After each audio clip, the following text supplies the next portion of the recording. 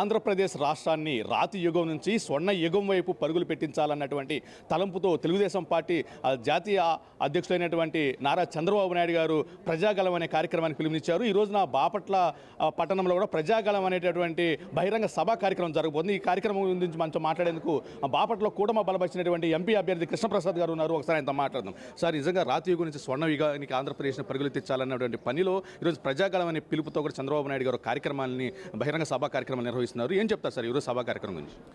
ఈరోజు తెలుగుదేశం పార్టీ అధినేత శ్రీ నారా చంద్రబాబు నాయుడు గారు సాయంకాలం 5 గంటలకి అంబేద్కర్ స్టాట్యూ దగ్గర బ్రహ్మాండమైన వాతావరణంలో సాయంకాలము మంచి అరేంజ్మెంట్స్ జరిగాయి. అక్కడ రాబోతున్నారు. ప్రజాగళం అనే ప్రోగ్రాంలో ప్రజలతో డైరెక్ట్గా మాట్లాడబోతున్నారు. నేను ఇంతకుముందు చూశాను, ఒక అధికారిగా చూశాను. ఇక్కడ గుంటూరు జిల్లా ఎస్పీగా అధికారిగా ఉన్నప్పుడు, ఆయన ముఖ్యమంత్రి ఉన్నప్పుడు పనిచేశాను. ఆయన పనితీరు వేరేగా ఉంటుంది. ఆయన అధికారులను చెప్పేవాళ్ళు ప్రతిసారి మీటింగ్లో, I will not sleep, I will not allow you to sleep. అందరం కష్టపడి పనిచేయాలి. ఆంధ్రప్రదేశ్ రాష్ట్రాన్ని సంక్షేమ రాష్ట్రము, అభివృద్ధి రాష్ట్రము, ప్రగతి దారిలో తీసుకెళ్లాలని పదే చెప్తూ వచ్చారు. ఇప్పుడు నేను మళ్ళీ ఇంకొక అవకాశం, ఆయనతోని కలిసి పనిచేయడానికి అవకాశం నాకు అనిపిస్తూ ఉంది ఒక ఎంపీగా. మరి ప్రజల దీవెనలు ఉంటే ఈ కాంబినేషన్లో మళ్ళీ ఆయన విజన్ ఏంటి, ఆయన దూరదృష్టి ఏంటి, బాపట్లకి ఇక్కడ ఏం చేయాలనుకుంటున్నారు, ఎన్ని ఫ్యాక్టరీలు, ఎన్ని ఇండస్ట్రీలు, ఎన్ని పోర్టులు, నిజామాపట్నం పోర్టు కానీ, వాటరేవ్ పోర్టు కానీ, ఇక్కడ బాపట్లలో ఒక నగరం కానీ, పెద్ద నగరం కానీ, ఇవన్నీ డెవలప్ చేసి ఇండస్ట్రీ, మళ్ళీ చీరాలలో టెక్స్టైల్ పార్క్ కావచ్చు, ఒక విజన్ మీద పోయి అవన్నీ నెరవేర్చి ఎంతమందికి మనం డైరెక్ట్ ఎంప్లాయ్మెంట్, ఇండైరెక్ట్ ఎంప్లాయ్మెంట్ చేయగలము, ఎంత ఇన్వెస్ట్మెంట్ తీసుకురాగలము, టూరిజం హబ్ కూడా జరుగుతుంది ఇక్కడ. ఇవన్నిటికీ నేను 1000 కళ్ళతో నేను ఎదురు చూస్తున్నాను. అందరూ దీవించి, ప్రజలంతా దీవించి, ఓటర్లంతా దీవించి నన్ను ఎంపీగా ఎంపుకోవాలని నేను విజ్ఞప్తి చేస్తున్నాను. సార్, గతంలో మీరు అంటే ఉమ్మడి గుంటూరు జిల్లా ఉన్నప్పుడు ఇక్కడే అధికారిగా పనిచేశారు. నీడు ఇప్పుడున్న పరిస్థితికి వ్యత్యాసం ఏంటంటే ఏం చెప్తారు? అప్పుడు మనకి ఒకటంటే ఒక పెద్ద ఆశ ఉండేది, చాలా పెద్ద ప్రగతి మనకు జరగబోతుంది మనం అని అనుకున్నాం. కానీ మధ్యలో ప్రభుత్వాలు మారడం వల్ల ఈ మధ్యకాలంలో నేను ఎక్కడ పోయి ప్రజలతో మాట్లాడినా, ఎక్కడితోని ఇంటరాక్ట్ అయినా వాళ్ళు ఒకటే చెప్తున్నారు, అయ్యో బాబు, ఒక రాక్షస ప్రభుత్వం వచ్చింది. ఇప్పుడు ఈ రాక్షస ప్రభుత్వం ఎప్పుడు పోతుందని మేము ఎదురు చూస్తున్నాము.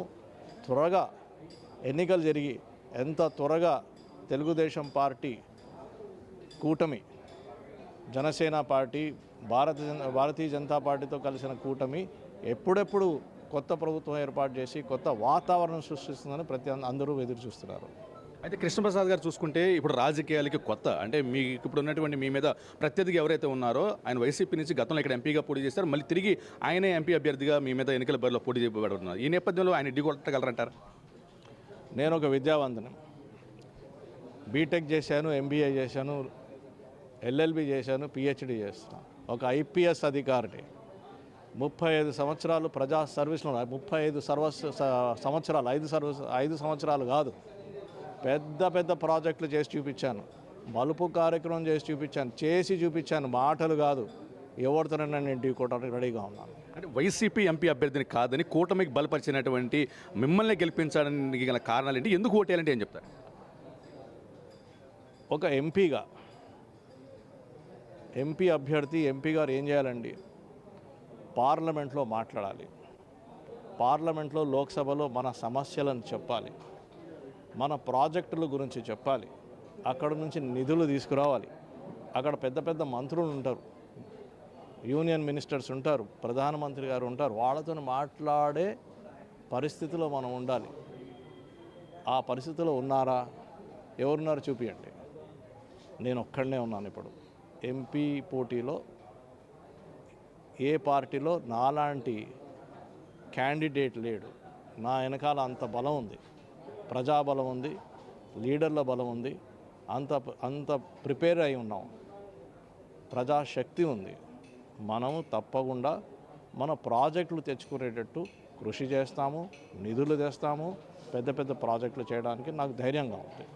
ఒకవేళ ప్రజలు మీకు నిజంగా పట్టం కడితే బాపట్ల పార్లమెంట్కి మీరు ఏం చేయదలుచుకున్నారు సార్? మీ డ్రీమ్ ప్రాజెక్ట్స్ లాంటి ఫ్యూచర్ ప్లాన్స్ అని పెట్టుకున్నారు? చాలా ఉన్నాయి, ఇప్పుడు చెప్పను. చాలా ఉన్నాయి. ఆల్రెడీ నేను చేసి చూపించాను. గంగవరం పోర్టు కట్టించాము, కృష్ణపట్నం పోర్టు కట్టించాము. అవన్నీ నారా చంద్రబాబు నాయుడు గారి ఆధిపత్యంలోనే జరిగాయి. శంషాబాద్ ఇంటర్నేషనల్ ఎయిర్పోర్ట్ కూడా అలాగే జరిగింది. అక్కడున్న ఫైనాన్షియల్ డిస్ట్రిక్ట్ కూడా అలాగే జరిగింది. చాలా ప్రాజెక్టులు జరిగాయి. ఆ అన్ని ప్రాజెక్టులు ఈరోజు మనం పోయి చూస్తే 5 లక్షల డైరెక్ట్ ఎంప్లాయ్మెంట్ ఉంది, 15 లక్షల ఇండైరెక్ట్ ఎంప్లాయ్మెంట్ ఉంది. అది ఒక విజన్తో తయారైనది. ఆ విజన్ మళ్ళీ స్టార్ట్ అవుతుంది. ఆ విజన్తో మళ్ళీ మన ఆంధ్రప్రదేశ్ రాష్ట్రం ముందుకు పోతుంది. సార్, చివరిగా అంటే ఎవరైతే చంద్రబాబు నాయుడు గారు దళితుల వ్యతిరేకి, దళితుల పట్ల ఆయన ఇష్టానుసారంగా మాట్లాడుతున్నారని చెప్పని కూడా తాజాగా ఇక్కడ ఉన్నటువంటి ఎంపీ ఎవరైతే ఉన్నారో నందిగం సురేష్ కూడా ఒక ఆరోపించినటువంటి పరిస్థితి, ఏం చెప్తారు? ఆయన ఒకసారి కళ్ళు తెరిచి చెవులు విప్పి సరిగ్గా విని మాట్లాడాలి. ఊరికే పిచ్చి పిచ్చిగా మాట్లాడాలని కరెక్ట్ కాదు. సంక్షేమ పథకాలలో నారా చంద్రబాబు నాయుడు గారు చేసిన సంక్షేమ పథకాలు ఎవరైనా చేశారా ఈ రాష్ట్రంలో? చూపించమని చెప్పండి. ఎక్కడైనా జరిగాయి? ఉన్న సంక్షేమ పథకాలన్నీ పీకి పక్కన పడేశారు కదా మీ ప్రభుత్వం. ఆయన గురించి మాట్లాడడానికి మీకు అర్హత ఎక్కడుందండి? ఏం మాట్లాడుతున్నారు? గతంలో చంద్రబాబు నాయుడు గారు ముఖ్యమంత్రిగా ఉన్న సందర్భంలో ఒక అధికారిగా పనిచేశాను, ఇప్పుడు నేడు ఆయనతో ఒక రాజకీయ నాయకుడిగా పనిచేయడం కూడా చాలా ఆనందంగా ఉందని కూడా కృష్ణప్రసాద్ గారు అయితే హర్షం వ్యక్తం చేస్తున్నారు. రానున్న రోజుల్లో కూడా ప్రజలు తమకు పట్టం కట్టేందుకు సిద్ధంగా ఉన్నారని, ప్రజలు పట్టం కట్టిన నేపథ్యంలో బాపట్ల పార్లమెంట్ను కూడా తనదైన శైలిలో తీర్చిదిద్దడానికి కూడా ప్రణాళిక రచించుకొని ముందుకు పయనిస్తున్నట్లుగా చెప్పారు. ఏదేమైనప్పటికీ వైసీపీ నేతలు చేసేటటువంటి ఆరోపణలు మాత్రం సత్యదూరమని, వాళ్ళన్నీ ఏంటంటే వాళ్ళ వెన్నులో వణుకు పుట్టిన నేపథ్యంలోనే వాళ్ళ యొక్క ఉనికి కాపాడుకునేందుకు ఇటువంటి వ్యాఖ్యలు చేస్తున్నారని కూడా ఆయన అయితే వైసీపీ వాళ్ళు చేసే విమర్శలు కూడా తిప్పికొట్టారు. కెమెరామెన్ ఆర్కేతో వరప్రసాద్, అమరావతి గళం, బాపట్ల నుంచి.